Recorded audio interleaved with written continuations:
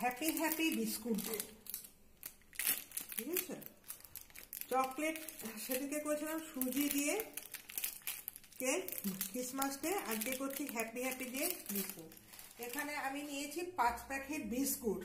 5 packet বিস্কুটের মধ্যে এই মানে এটা 2 বাটি বিস্কুটের গুঁড়ো। এখানে নিচ্ছি আমি চিনি গুঁড়ো, আর নেব এই বাটির হাফ বাটি একটু ময়দা। ময়দাটা আমি বেশি নিচ্ছি না।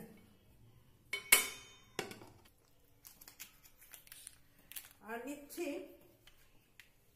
আমার চামচটা কোথায়, এখানে নিচ্ছি বিস্কুটের গুঁড়ো, নিয়েছি চিনির গুঁড়ো, আর এখানে নিচ্ছি 1 চামচের মতো ইনো। এই বিস্কুটের কেকের মধ্যে ইনোটা ভালো হয়, তা আমি এখানে ইনোটা মিশিয়ে নিলাম। এখানে রাখলাম কাজু আর কিশমিশ, একটু গুঁড়ো একটু হাফ করে নিয়েছি, ব্যাস। এইবার আমি দিচ্ছি 1 চামচ মতো ময়দা।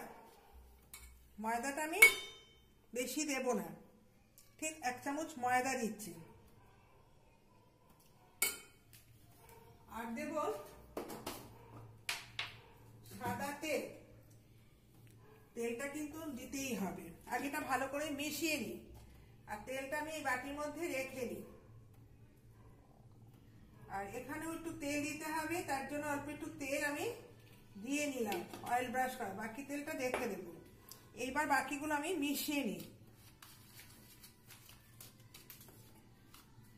এটা সম্পূর্ণ করব আমি প্রেসার কুকারে। এটাকে মেশানোটাই হচ্ছে আসল। খাবার সোডাও দিতে পারো, বেকিং সোডা মিক্সড করে, কিংবা ইনোও দেওয়া যায়। যেহেতু আজকে আমি বিস্কুটে করছি তার জন্য আমি ইনো ব্যবহার করছি। আর এখানে মিষ্টিটা, যেহেতু বিস্কুট মিষ্টি, আমি বেশি মিষ্টি দিইনি। এটা মিষ্টিটা যে যার মতো।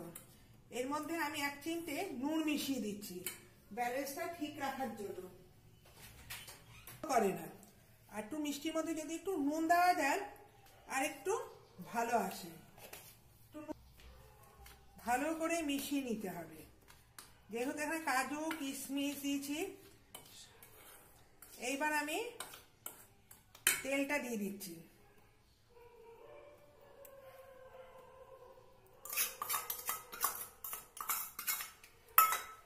তেলটা দিয়ে এখানে দিচ্ছি আমি প্যাকেট দুধ, ঘন করে একটু ভালো করে জাল দিয়ে। আর প্যাকেট দুধটা টেস্ট বেশি হয়। এটা আমি সম্পূর্ণ দুধে গুলবো।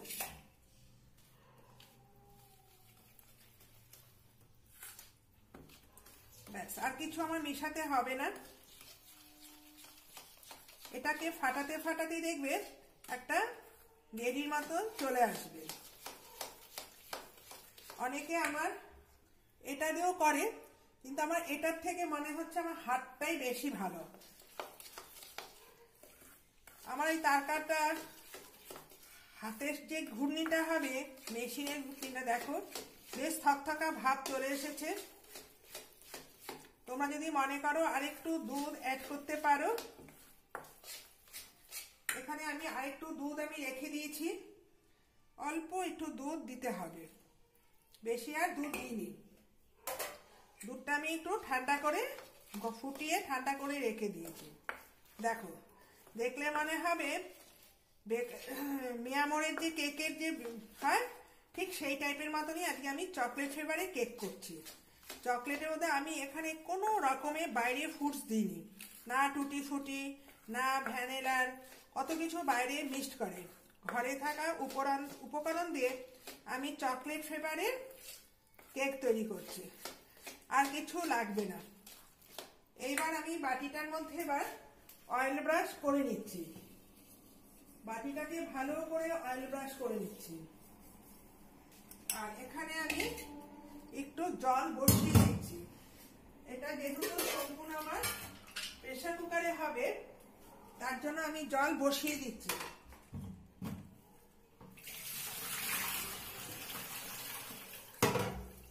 জলটা একটু বসিয়ে দিচ্ছি। জলটা এবার গরম হতে থাকুক, আর স্ট্যান্ডটাও বসিয়ে দিই।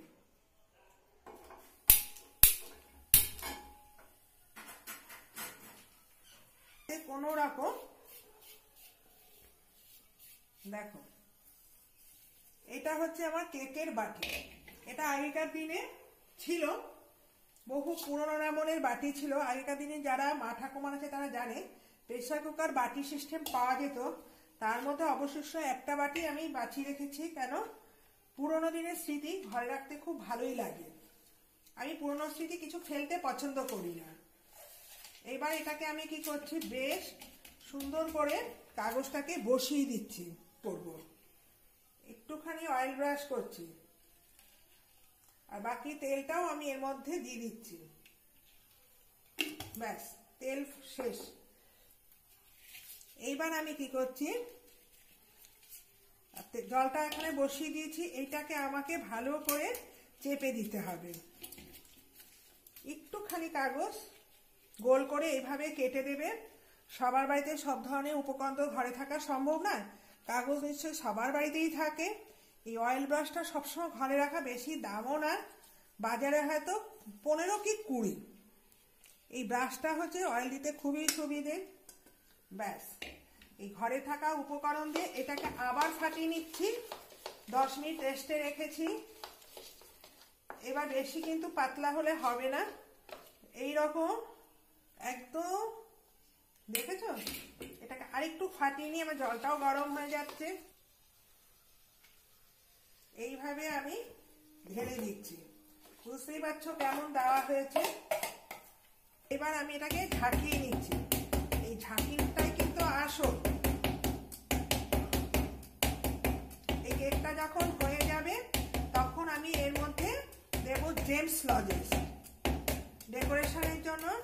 আমি কি করছি, আস্তে বাটিটা এখানে বসিয়ে দিলাম যাতে বেঁকে না যায়। ব্যাস, হয়ে গেল। এইবার আমি কি করছি, গার্ডার ছাড়াই বসাবো। এই গার্ডার ছাড়াই আমি বসিয়ে দিতেও বেরোলে বোঝা যাবে। এটাকে গ্যাস অফ করে রেখে দিতে হবে 20 মিনিটের মতো। তারপরে এই গরম জলের মধ্যে যে থাকবে, তারপরে খানিকক্ষণ পর দেখবে 1 ঘন্টা বাদে একদম পুরো চাই হয়ে খুলে আসবে। হয়ে গেল আমার কেক বানানোর উপকরণ।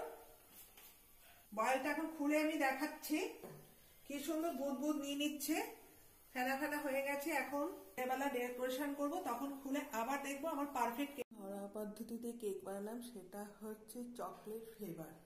এর আগে তোমাকে কি করে বানাতে হয় দেখিয়ে দিয়েছিলাম, কিন্তু কেকটা আমার ঠিক প্রেসার কুকারের মধ্যে ছিল।